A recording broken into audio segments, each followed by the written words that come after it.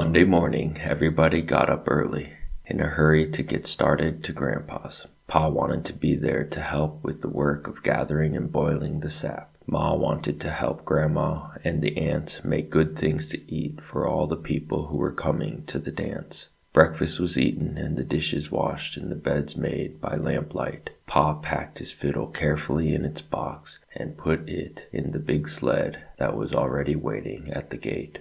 The air was cold and frosty, and the light was gray, when Laura and Mary and Ma, with baby Carrie, were tucked snug and warm under the robes on the straw in the bottom of the sled. The horses shook their heads and pranced, making the sleigh bells ring merrily, and away they went on the road through the big woods to Grandpa's. The snow was damp and smooth in the road, so the sled slipped over it quickly, and the big trees seemed to be hurrying by on either side. After a while there was sunshine in the woods and the air sparkled. The long streaks of yellow light lay between the shadows of the tree trunks, and the snow was faintly pink. All the shadows were thin and blue, and every little curve of snowdrifts and every little track in the snow had a shadow. Pa showed Laura the tracks of the wild creatures in the snow at the side of the road. The small leaping tracks of cottontail rabbits, the tiny tracks of field mice, and the feather-stitching tracks of snowbirds.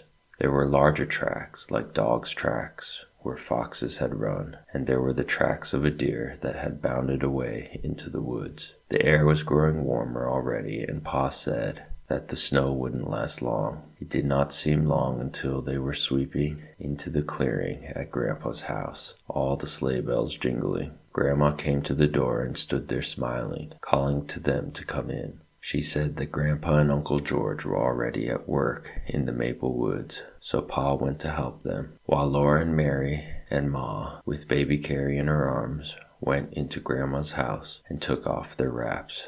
Laura loved Grandma's house. It was much larger than their house at home. There was one great big room, and then there was a little room that belonged to Uncle George, and there was another room for the aunts, Aunt Docia and Aunt Ruby, and there was the kitchen with the big cook stove. It was fun to run the whole length of the big room, from the large fireplace at one end all the way to Grandma's bed. Under the window, in the other end, the floor was made of wide, thick slabs that Grandpa had hewed from the logs with his axe. The floor was smooth all over and scrubbed clean and white, and the big bed under the window was soft with feathers. The day seemed very short while Laura and Mary played in the big room, and Ma helped Grandma and the aunts in the kitchen. The men had taken their dinners to the maple woods, so for dinner they did not set the table, but ate cold venison sandwiches and drank milk. But for supper, Grandma made hasty pudding. She stood by the stove, sifting the yellow cornmeal from her fingers into a kettle of boiling salted water. She stirred the water all the time with a big wooden spoon and sifted in the meal until the kettle was full of thick, yellow, bubbling mass.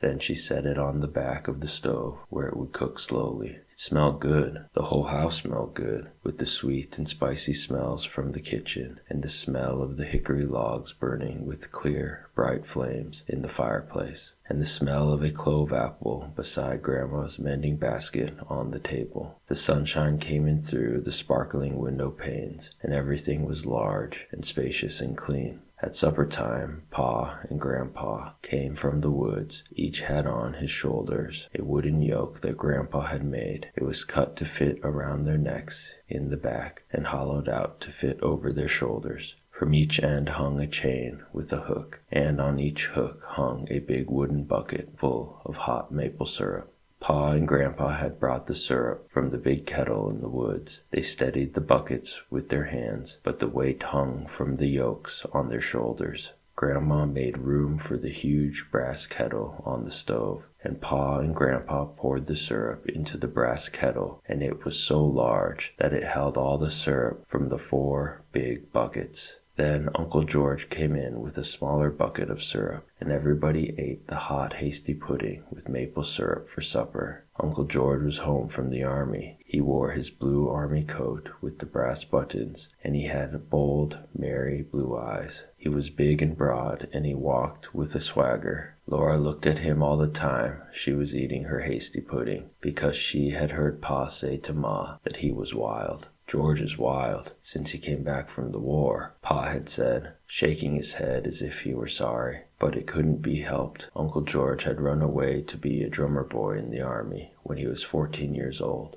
Laura had never seen a wild man before. She did not know whether she was afraid of Uncle George or not. When supper was over, Uncle George went outside the door and blew his army bugle, long and loud. It made a lovely ringing sound far away through the big woods. The woods were dark and silent, and the trees stood still, as though they were listening. Then, from very far away, the sound came back, thin and clear and small, like a little bugle answering the big one. "Listen," Uncle George said. "Isn't that pretty?" Laura looked at him, but she did not say anything. And when Uncle George stopped blowing the bugle, she ran into the house. Ma and Grandma cleared away the dishes and washed them and swept the hearth, while Aunt Docia and Aunt Ruby made themselves pretty in their room. Laura sat on their bed and watched them comb out their long hair and part it carefully. They parted it from their foreheads to the napes of their necks, and then they parted it across from ear to ear. They braided their back hair in long braids, and then they did the braids up carefully in big knots. They had washed their hands and faces and scrubbed them well with soap. At the wash basin on the bench in the kitchen, they had used store soap, not the slimy, soft, dark brown soap that Grandma made and kept in a big jar to use for common every day. They fussed for a long time with their front hair, holding up the lamp and looking at their hair in the little looking glass that hung on the log wall. They brushed it so smooth on each side of the straight white part that it shone like silk in the lamplight. The little puff on each side shone too, and the ends were coiled and twisted neatly under the big knot in the back. Then they pulled on their beautiful white stockings that they had knit from fine cotton thread in lacy, open-work patterns, and they buttoned up their best shoes. They helped each other with their corsets. Aunt Docia pulled as hard as she could on Aunt Ruby's corset strings, and then Aunt Docia hung onto the foot of the bed while Aunt Ruby pulled on hers. "Pull, Ruby, pull," Aunt Docia said, breathless. "Pull harder." So Aunt Ruby braced her feet and pulled harder. Aunt Docia kept measuring her waist with her hands, and at last she gasped. "I guess that's the best you can do," she said. "Caroline says Charles could span her waist with his hands when they were married." Caroline was Laura's ma, and when she heard this, Laura felt proud. Then Aunt Ruby and Aunt Docia put on their flannel petticoats and their plain petticoats and their stiff, starched white petticoats with knitted lace all around the flounces, and they put on their beautiful dresses. Aunt Docia's dress was a sprigged print, dark blue, with sprigs of red flowers and green leaves thick upon it. The basque was buttoned down the front with black buttons, which looked so exactly like big juicy blackberries that Laura wanted to taste them. Aunt Ruby's dress was wine-colored calico, covered all over with a feathery pattern in lighter wine color. It buttoned with gold-colored buttons, and every button had a little castle and a tree carved on it. Aunt Docia's pretty white collar was fastened in front with a large round cameo pin, which had a lady's head on it, and Aunt Ruby pinned her collar with a red rose made of sealing wax. She had made it herself, on the head of a darning needle, which had a broken eye, so it couldn't be used as a needle any more. They looked lovely, sailing over the floor so smoothly with their large round skirts. Their little round waists rose up tight and slender in the middle, and their cheeks were red and their eyes bright under the wings of shining sleek hair. Ma was beautiful too, in her dark green delaine, with the little leaves that looked like strawberries scattered over it. The skirt was ruffled and flounced and draped and trimmed with knots of dark green ribbon, and nestling at her throat was a gold pin. The pin was flat, as long and as wide as Laura's two biggest fingers, and it was carved all over and scalloped on the edges. Ma looked so rich and fine that Laura was afraid to touch her. People had begun to come. They were coming on foot through the snowy woods with their lanterns, and they were driving up to the door in sleds and in wagons. Sleigh bells were jingling all the time. The big room was filled with tall boots and swishing skirts, and ever so many babies were lying in rows on Grandma's bed. Uncle James and Aunt Libby had come with their little girl, whose name was Laura Ingalls, too. The two Lauras leaned on the bed and looked at the babies, and the other Laura said her baby was prettier than baby Carrie. "She is not either," Laura said. "Carrie's the prettiest baby in the whole world." "No, she isn't," the other Laura said. "Yes, she is." "No, she isn't." Ma came sailing over in her fine Delane and said severely, "Laura." So neither Laura said anything any more. Uncle George was blowing his bugle. It made a loud, ringing sound in the big room, and Uncle George joked and laughed and danced, blowing the bugle. Then Pa took his fiddle out of its box and began to play, and all the couples stood in squares on the floor and began to dance when Pa called the figures. "Grand right and left," Pa called out, and all the skirts began to swirl and all the boots began to stamp. The circles went round and round, all the skirts going one way and all the boots going the other way, the hands clasping and parting up high in the air. "Swing your partners," Pa called, and each gent bowed to the lady on the left. They all did as Pa said. Laura watched Ma's skirt swaying and her little waist bending and her dark head bowing, and she thought Ma was the loveliest dancer in the world. The fiddle was singing, "Oh, you Buffalo gals, aren't you coming out tonight? Aren't you coming out tonight? Aren't you coming out tonight? Oh, you Buffalo gals, aren't you coming out tonight to dance by the light of the moon?" The little circles and the big circles went round and round, and the skirts swirled and the boots stamped, and the partners bowed and separated and met and bowed again. In the kitchen, Grandma was all by herself, stirring the boiling syrup in the big brass kettle. She stirred in time to the music. By the back door was a pail of clean snow, and sometimes Grandma took a spoonful of syrup from the kettle and poured it on some of the snow in a saucer. Laura watched the dancers again. Pa was playing the Irish washerwoman. Now he called, "Do-si, ladies, do-si, do. Come down heavy on your heel and toe." Laura could not keep her feet still. Uncle George looked at her and laughed. Then he caught her by the hand and did a little dance with her in the corner. She liked Uncle George. Everybody was laughing. Over by the kitchen door, they were dragging Grandma in from the kitchen. Grandma's dress was beautiful too, a dark blue calico with autumn-colored leaves scattered over it. Her cheeks were pink from laughing, and she was shaking her head. The wooden spoon was in her hand. "I can't leave the syrup," she said. But Pa began to play the Arkansas Traveler, and everybody began to clap in time to the music. So Grandma bowed to them all and did a few steps by herself. She could dance as prettily as any of them. The clapping almost drowned the music of Pa's fiddle. Suddenly Uncle George did a pigeon wing, and bowing low before Grandma, he began to jig. Grandma tossed her spoon to somebody. She put her hands on her hips and faced Uncle George, and everybody shouted. Grandma was jigging. Laura clapped her hands in time to the music, with all the others clapping hands. The fiddle sang as it had never sung before. Grandma's eyes were snapping and her cheeks were red, and underneath her skirts, her heels were clicking as fast as the thumping of Uncle George's boots. Everybody was excited. Uncle George kept on jigging and Grandma kept on facing him, jigging too. The fiddle did not stop. Uncle George began to breathe loudly, and he wiped sweat off his forehead. Grandma's eyes twinkled. "Can't beat her, George," somebody shouted. Uncle George jigged faster. He jigged twice as fast as he had been jigging. So did Grandma. Everybody cheered again. All the women were laughing and clapping their hands, and all the men were teasing George. George did not care, but he did not have breath enough to laugh. He was jigging.